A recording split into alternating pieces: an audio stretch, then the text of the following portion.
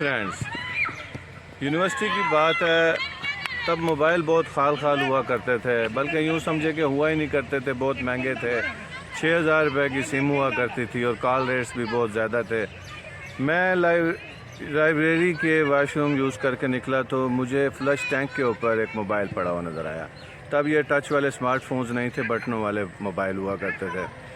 تو میں نے اسے نہ اٹھایا، میں باہر گیا، واش بیسن پہ ہاتھ دھوئے، پھر میرا خیال ہوا کہ ایسے کوئی اٹھا لے گا، چلیں میں اس کو اٹھا لیتا ہوں، جب کوئی دوست کوئی رابطہ کرے گا تو میں اس کو واپس کر دوں گا۔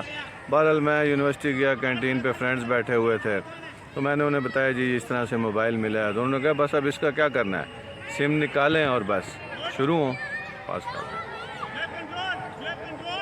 تو فرینڈز نے کہا جی بس سم نکالیں اور موبائل آپ کا ہوا۔ میں نے کہا نہیں اس طرح نہیں۔ تو اتنے میں جس کا موبائل تھا اس لڑکے کی کال آ گئی۔ میں نے اسے کہا جی میں فلاں ہاسٹل کی فلاں کینٹین پہ بیٹھا ہوں، تو آپ یہاں تشریف لے آئیں۔ پھر اس کی دوبارہ کال آئی، میں نے کہا یار میں آپ کا ویٹ کر رہا ہوں تو آپ آ جائیں۔ اس کو یقین ہی نہ آئے کہ یہ واقعی پتہ نہیں کیسا عجیب و غریب بندہ ہے جو واقعی میرا موبائل دینے پہ تیار ہے۔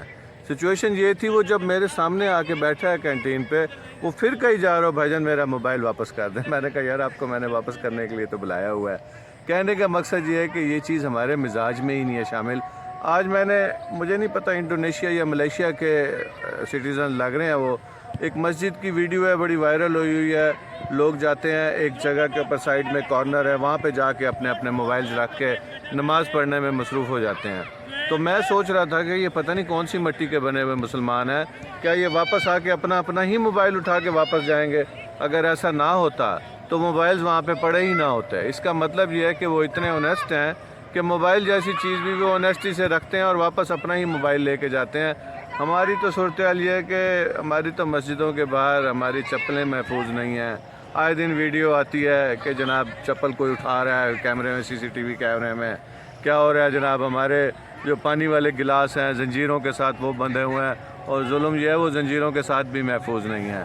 وجہ کیا ہے؟ تربیت نہیں کی ہم نے کسی نے کبھی کیا فادر نے بیٹھ کے بچے کو بتایا ہے کہ بیٹا honesty is the best policy.